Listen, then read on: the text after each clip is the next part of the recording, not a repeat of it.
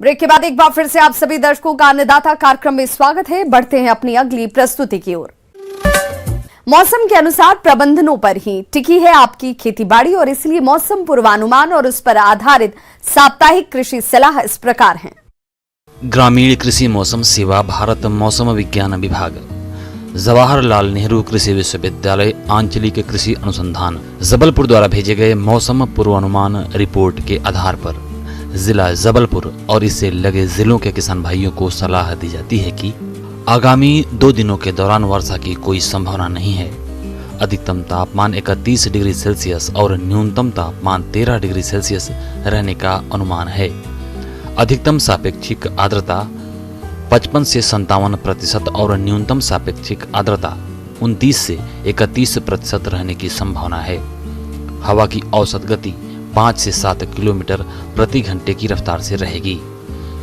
ऐसे में इन क्षेत्रों के किसान भाइयों को सलाह दी जाती है कि रबी फसलों के लिए खेत की तैयारी करें। खेत की 20 से 25 सेंटीमीटर गहरी जुताई करके सूर्य के प्रकाश में सूखने दें। अंतिम जुताई से पहले 20 से 25 टन पकी हुई गोबर की खाद प्रति हेक्टेयर की दर से मिट्टी में मिला दें। मौसम पूर्वानुमान रिपोर्ट के आधार पर रात्रिकालीन तापमान में गिरावट दर्ज होगी, अतः किसान भाई गेहूं की बुआई चालू करें। गेहूं की बुआई के लिए उपयुक्त समय 1 नवंबर से है। गेहूं की बुआई से पहले बीज को कार्बेंडाजिम 2 ग्राम प्रति किलोग्राम बीज की दर से उपचारित करके बुआई करें।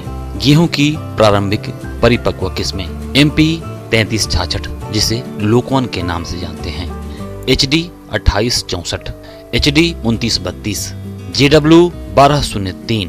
इसके अलावा सिंचित स्थिति के लिए गेहूं की किस्मों में GW 322, GW 273, MP 1201, MP 1142, JW 3288, JW 3211, JW 3020, JW 3173 का चयन करें।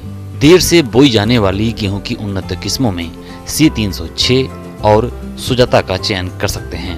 1 से 2 सिंचाई उपलब्ध होने पर आंशिक स्थिति में बोई जाने वाली गेहूं की उन्नत किस्मों में JW 3211, JW 3288, JW 3173, JW 3020 का चयन कर सकते हैं। जिन खेतों में दीमक का प्रकोप हो तो क्लोरोपाइरीफास 20 cc दवा की 5 लीटर मात्रा प्रति हेक्टेयर की दर से पलेवा के साथ दें। नाइट्रोजन, फास्फोरस और पोटास उर्वरकों की मात्रा क्रमशः 120, 50 व 40 किलोग्राम प्रति हेक्टेयर देनी चाहिए। रबी मौसम में बोई जाने वाली दलहनी और तिलहनी फसलों को 15 नवंबर के आसपास बुआई कर लेने से कीट व्याधियों का प्रकोप कम होता है। बैंगन, टमाटर में यदि फल छेदक, सिर छेदक और फूल गोभी एवं पत्ता गोभी में डायमंड बैक माथ की निगरानी के लिए फेरोमोन ट्रैप 4 से 6 प्रति एकड़ की दर से लगाएं और प्रकोप अधिक हो तो स्पाइनोसेट दवा 1 मिलीलीटर प्रति 4 लीटर पानी की दर से घोलकर छिड़काव करें। आम के बागानों में पेड़ पर मिली बग कीट को चढ़ने से रोकने के लिए अभी से तने पर प्लास्टिक की सीट लगाएं और गुड़ाई करके मिट्टी में किसी भी कीटनाशक का उपयोग कर सकते हैं। इस वर्ष रोपे गए फल वाले पौधों और वानिकी पौधों को आने वाले दिनों में पाला से बचाने के लिए अभी से बचाव उपायों को अपनाना शुरू करें। पशुओं में HSBQ और FMD के खिलाफ टीका लगाया जाना चाहिए। यदि FMD का संक्रमण देखा जा रहा है तो फिर पैरों और मुंह में 1% पोटेशियम परमैंगनेट का लेप लगाने से रोग ठीक हो जाता है। घाव पर एंटीसेप्टिक लोशन भी लगाएं। इस पेस्ट के साथ बोरिक एसिड और मुंह पर ग्लिसरीन लगाया जाना चाहिए। संक्रमित पशुओं को स्वस्थ पशुओं से अलग रखना चाहिए। मछली पालन में पानी के पैरामीटर के आधार पर कम से कम महीने में 1 बार पानी की गुणवत्ता का विश्लेषण करें। अधिक भोजन देने से बचें। बायोमास के आधार पर भोजन उपलब्ध कराएं। 5 दिनों के लिए OTC 100 mg प्रति किलोग्राम पैलेट यानी गोली का प्रयोग करें। मुर्गियों में प्रतिरक्षा बढ़ाने और जलवायु तनाव को कम करने के लिए विटामिन जैसे विमिरल का उपयोग करें।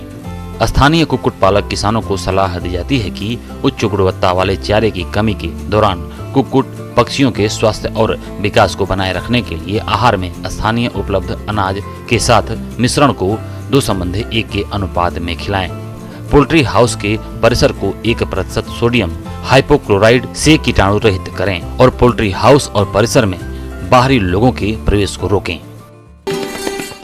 अन्नदाता हेल्पलाइन निःशुल्क फोन संपर्क सेवा के माध्यम से आपके द्वारा पूछे गए प्रश्नों में से एक या दो महत्वपूर्ण प्रश्न को हम अपने कार्यक्रम में शामिल करते हैं और इसी के तहत आज किसान का सवाल और उनका जवाब इस प्रकार से है। आज के अन्नदाता हेल्पलाइन में जिस प्रश्न को कार्यक्रम में शामिल किया गया है उससे पूछा है ग्राम बेहद जिला जबलपुर के किसान शुभम राज ने। आप नींबू के बाग में लगने वाली तितली कीट से बचाव के